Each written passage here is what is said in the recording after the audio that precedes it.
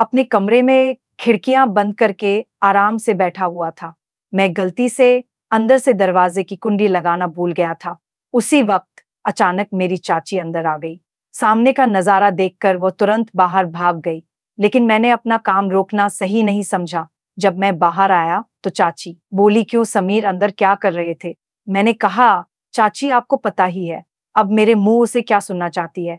चाची बोली, वो सब ठीक है, लेकिन तुम्हें अपना कमरा बंद नहीं करना चाहिए था। मैंने कहा, चाची मुझे क्या पता था कि तुम उसी वक्त कमरे में आ जाओगी। वैसे भी मैं तो कुछ गलत कर नहीं रहा था। चाची बोली, वो बात नहीं है, लेकिन फिर भी तुम्हें पता है, जब कोई उस काम को करते हुए देख लेता है तो उसका मन भी वही सब करने को लगने लगता है। मैंने कहा, तो चाची तुम भी आ जाया करो। चाची, लेकिन तुम्हें तो पता है तुम्हारा चाचा कई दिनों से घर से बाहर गया हुआ है और मैं अकेली वह सब कैसे करूंगी? मैंने कहा, चाची अगर आप बुरा ना माने तो मैं आपकी मदद कर दूंगा, मैं आपके साथ वो सब काम कर सकता हूँ। चाची बोली, तेरा दिमाग खराब है। इससे पहले कि चाची और कुछ बोल पाती, मैं तुरंत वहां से भाग गया। वैसे भी मैं तो अपनी चाची के साथ बहुत पहले से वो काम करना चाहता था, लेकिन हाँ कहने की हिम्मत नहीं हो रही थी। आज चाची ने मुझे देख लिया था, तो आज वह बात कहने का सही टाइम आ गया था और माहौल भी था, इसलिए मैंने वो बात कह दी। इससे एक बात मुझे पता लगी कि बात कहने का भी एक सही समय आता है, उस समय बात कर लेनी चाहिए। उस समय में चाचा और चाची छत पर काम कर रहे थे। मैं उन्हें ये सब करते हुए देख रहा था। मैंने कुछ देर खड़े होकर देखा। मेरे सामने फेस एक फिल्म चल रही थी। मुझे चाचा चाची को देखकर बहुत मजा आ रहा था। चाचा अपनी सारी जान लगाकर काम कर रहा था। उस समय मेरी शादी नहीं हुई थी। मैं 22 साल का हूँ और मेरी चाची बहुत खूबसूरत थी। वो हमेशा मेरे साथ मजाक मस्ती करती रहती थी।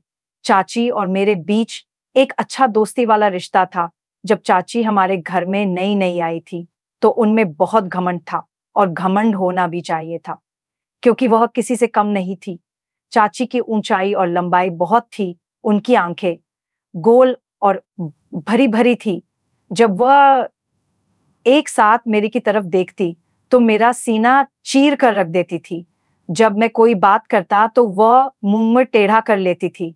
तब से मैं समझ गया था कि चाची में खूबसूरती का घमंड भरा हुआ है।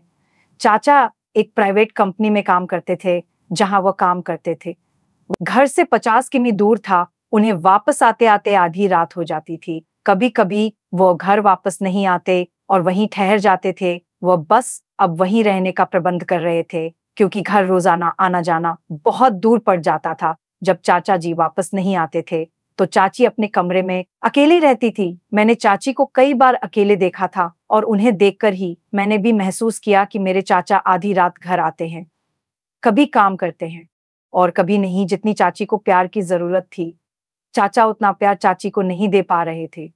ये बात मुझे पूरी तरह से समझ आ गई थी। एक दिन सुबह मैंने देखा चाची बहुत उदास लग रही थी, तो मैंने उनसे पूछा, क्या हुआ चाची, आप उदास लग रही हैं? चाची बोली, मेरी तबीयत कुछ ठीक नहीं लग रही। फिर मैंने उनके लिए मेडिकल स्टोर से दवाई ले आई। दवाई खाकर चाची अपने कमरे में चली गई। थोड़ी देर बाद उनका हालचाल पूछने के लिए मैं उनके कमरे में गया तो देखा कि उन्हें काफी बुखार था। मैंने कहा, चाची चाचा जी आज घर नहीं आएंगे। चाची बोली, वो ऑफिस के काम के लिए कुछ दिनों के लिए बाहर गए हैं। मैंने कहा, अब क्या करूं, चाची की तबीयत तो बिगड़ती जा रही है। तभी मुझे ध्यान आया, मेरा मेरा एक दोस्त था अमन, उसके पापा डॉक्टर थे। मैंने तुरंत अमन को फोन किया और कहा, अमन तुम्हें एक काम करना है। वो बोला, हाँ बताओ क्या काम है। मैंने कहा, तू जल्दी से अपने पापा को मेरे घर भेज दे, मेरी चाची की तबीयत बहुत खराब है। वो बोला, ठीक है यार, मैं अभी भेज देता हूँ। थोड़ी देर बाद अमन के पापा आ गए। उन्होंने चाची को एक इंजेक्शन लगा दिया और कुछ दवाइयां लिखी। करीब 1 घंटे बाद चाची को मिल गया। फिर सुबह मैं बाथरूम जा रहा था तो चाची बोली, समीर 1 मिनट आओ मेरे पास। मैं उनके पास गया। चाची बोली, मुझे माफ कर दो। मैंने पूछा, किसके लिए? तो चाची बोली, जब से मैं इस घर में आई हूँ एक बार भी तुझसे सीधे मुंह बात नहीं कि, और तू मेरा कितना ख्याल रखता है ये कल मुझे पता चला जब मेरी तबीयत खराब थी। मैंने कहा, चाची कोई बात नहीं, मैं तो तुम्हें अपनी ही मानता हूँ। फिर मैंने सोचा कि चाची तुझे अपने दिल की बात कह दूं, यही सही मौका है। लेकिन मैंने सोचा अभी दिल की बात बताना बेवकूफ़ी होगी, क्योंकि अभी तो चाची मेरी ओर बात करने लगी है। अगर मैं अभी बता दूंगा तो बहुत जल्दी हो जाएगा और चाची भी नहीं कर सकेंगी।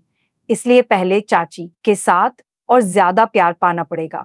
इसके बाद चाची और मेरे बीच एक अच्छी दोस्ती हो गई। मैं चाची की हर बात मानता और जो भी काम वो कहती मैं दौड़ दौड़ कर देता। चाची अब मेरे प्रति थोड़ी ज्यादा आकर्षित होने लगी थी। एक दिन चाची ने मुझसे कहा, समीर, तुम्हारा चाचा तो कभी कभी ही घर आता है, तुम रात को मेरे कमरे में आ जाया करो। हम दोनों बातें कर लेंगे या एक साथ बैठकर फिल्म देख लेंगे। अकेले में मेरा कमरे में जी नहीं लगता। मैंने अपने मन में सोचा, लो चाची मुझे हिंटे रही है। डायरेक्ट से तो अब मुझे और भी आसान हो गया। अब किसी भी तरह से अपनी बात कह ही दूंगा। मैं चाची के कमरे में गया तो चाची अभी भी घर के काम कर रही थी। चाची को देखकर मेरा मन मचल गया और मैंने मोबाइल में मूवी देखने लगा। वीडियो में बिल्लियों की आवाज पूरी ऊंची थी और पूरे कमरे में सुनाई दे रही थी। चाची के पीछे का मुंह ही कमरे के गेट की ओर नहीं था, बल्कि टेढ़ा था, इसीलिए बाहर से कोई आ रहा है इसका पता नहीं चल सकता था। मैं अपनी मस्ती में फिल्म देख रहा था और आवाज का आनंद ले रहा था। मुझे ये भी पता नहीं चला बाहर कि कब चाची कमरे में आ गई। चाची भी पीछे आकर वो फिल्म देख रही थी, लेकिन मुझे ये पता नहीं चला चाची ने खखार मारी और मैं उस फिल्म से ध्यान हटाकर देखा तो पीछे चाची खड़ी हंस रही थी। मैं जल्दी जल्दी फिल्म बंद कर दिया और पूरी तरह घबरा गया।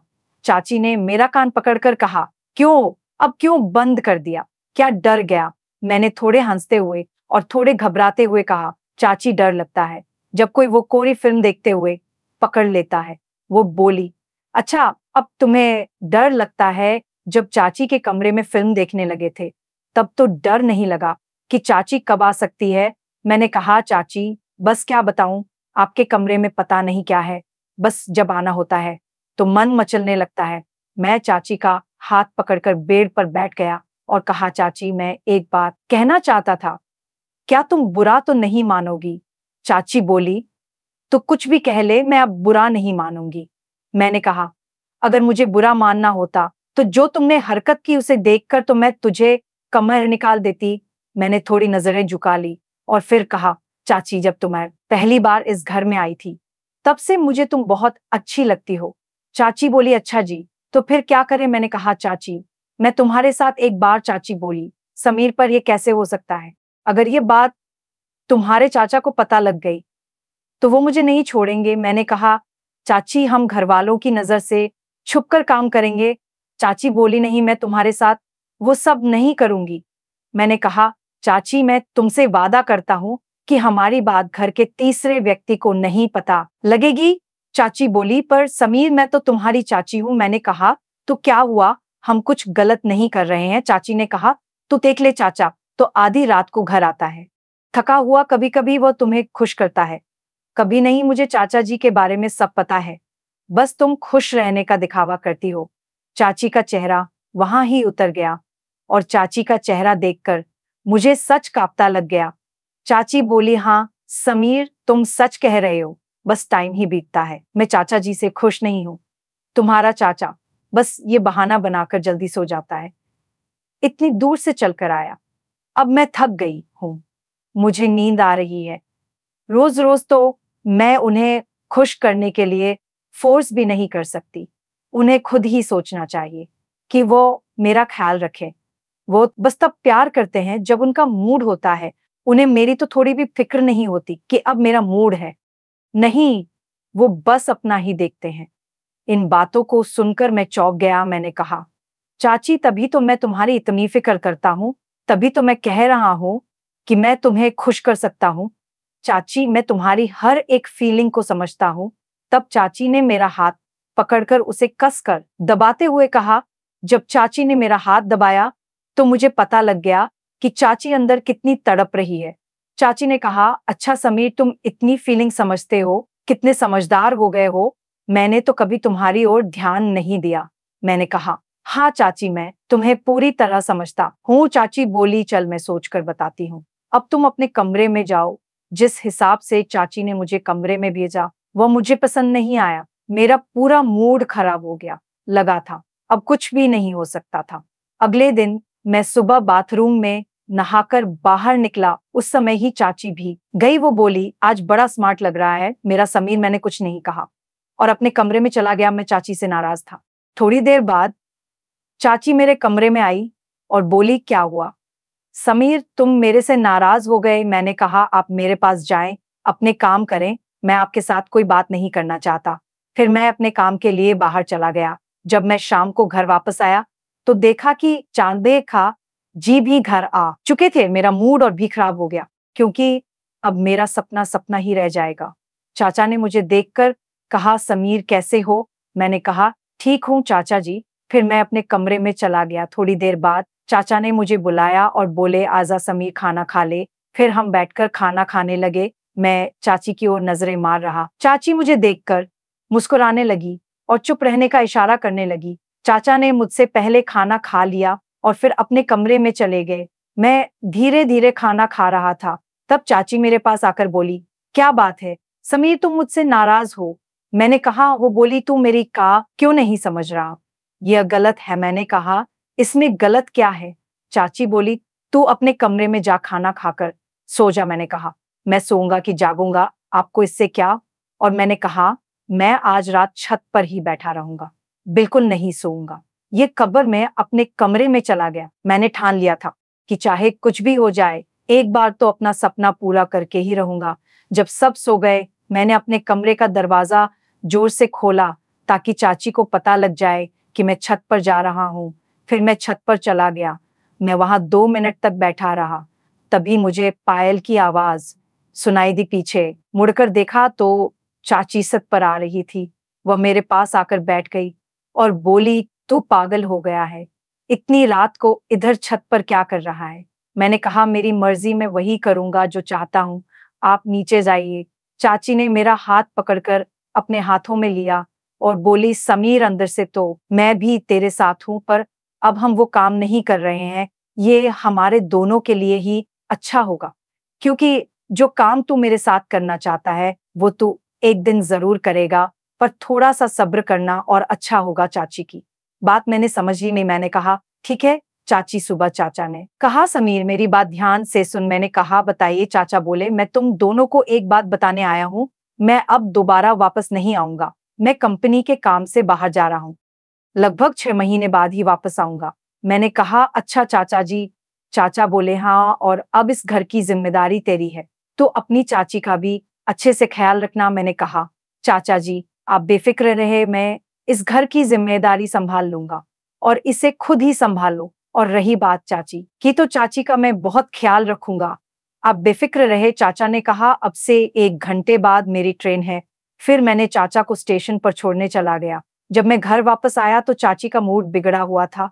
चाची रो रही थी। मैंने कहा, चाची ने मेना। चाची बोली, रो क्यों नहीं, और क्या करूं, तेरा चाचा पहले भी कई दिनों बाद आता था और अब तो सीधा 6 महीने के लिए चला गया। यह कहकर वो और भी रोने लगी। मैंने चाची को बिस्तर पर बिठाकर कहा, चाची कोई बात नहीं, चाचा ने अपने काम के लिए जाना ही था और मैं तो हूं आपके साथ, आपका ख्याल रखने के लिए। यह कहते ही चाची ने मुझे गले लगा लिया। इसके बाद तो बिना कुछ कहे चाची ने मेरे साथ शुरुआत कर दी। इससे आगे की बात तो बढ़ती गई, क्योंकि चाची अब बहुत दुखी थी और पूरी तरह तैयार हो गई थी। उन्होंने बिना कुछ देखे सारा प्यार मुझे दे दिया। फिर मैंने भी पीछे नहीं रहा। चाचा जो चाची को अधूरा छोड़ देते थे, मैं आज वह कमी पूरी कर रहा था। मैंने सारी रात चाची की पूरी सेवा की। रात के करीब 3 जो बजे गए थे। फिर कहीं जाकर हम दोनों सो गए। अगले दिन जब चाची उठी तो चाची के चेहरे से साफ पता चल रहा था कि चाची वास्तव में खुश है।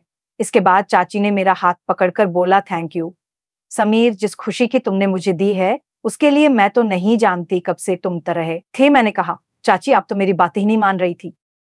साथ ही देखो, आज आपके चेहरे की खुशी ही बता रही है कि आप अंदर से कितनी खुश हैं। इसके बाद चाची ने मुझे गले लगाकर बोला, शुक्रिया मेरे समीर। उस दिन के बाद से मैंने चाची के कमरे में ही सोना शुरू कर दिया और अब हम दोनों रोजाना खुश रहने लगे। ये थीरी और चाची की। तो दोस्तों, कैसी लगी मेरी ये कहानी? अगर मेरी यह कहानी आपको अच्छी लगी तो कमेंट सेक्शन में जरूर बताइएगा और ऐसी ही कहानी और सुनने के लिए मेरे चैनल भाभी की कहानी को सब्सक्राइब करें। फिर मिलूंगी एक नई और कहानी के साथ। तब तक के लिए बाय।